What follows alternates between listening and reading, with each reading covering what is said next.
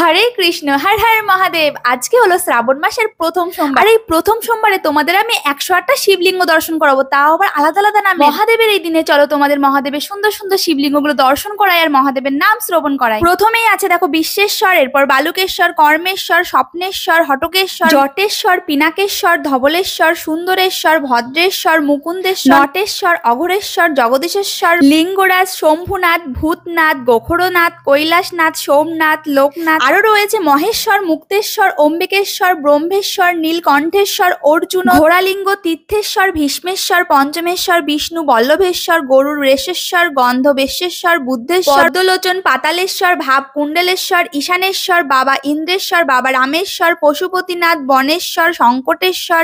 আরো আছে আখণ্ডলমণি, বাবা হরিয়াপুরা, খড়গেশ্বর, কুম্ভেশ্বর, রমেশ্বর, গণেশেশ্বর, উমারেশ্বর, শঙ্করেশ্বর, শঙ্কটেশেশ্বর, কীর্তিনাথ। এছাড়াও রয়েছে কালন্দেশ্বর, পঞ্চাননেশ্বর, বানেশ্বর, অমরনাথ, অখণ্ডেশ্বর, জ্ঞানেশ্বর, আশুতোষ, কালভৈরব, পরমেশ্বর, নাগরাজ, মৃত্যুঞ্জয়, গুপ্তেশ্বর, দক্ষিণেশ্বর। এছাড়াও রয়েছে কিছু বিশেষ বিশেষ শিবলিঙ্গ, যেগুলো হলো একটা অমরনাথ যেটা শ্বেত পাথর দিয়ে তৈরি, একটা নীলকণ্ঠ যেটা নীল পাথর দিয়ে তৈরি, এবং একটা পঞ্চলোচন যেই শিবলিঙ্গটার পঞ্চম দিকেই মহাদেবের মুখ রয়েছে। এই মন্দিরে রয়েছে 108টা শিবলিঙ্গ একই সাথে, আর এই প্রথমবার এরকম সামনে দর্শন করলাম। আর আমার মাধ্যমে তোমাদের দর্শন করে কেমন লাগলো অবশ্যই কমেন্ট করে জানাবে। আর এই মন্দিরটা কোথায় সেটাও যদি গেস করতে পারো তাহলে অবশ্যই কমেন্ট করে জানাবে। আর হর হর মহাদেব কমেন্টে লিখতে একদম ভুলবে না।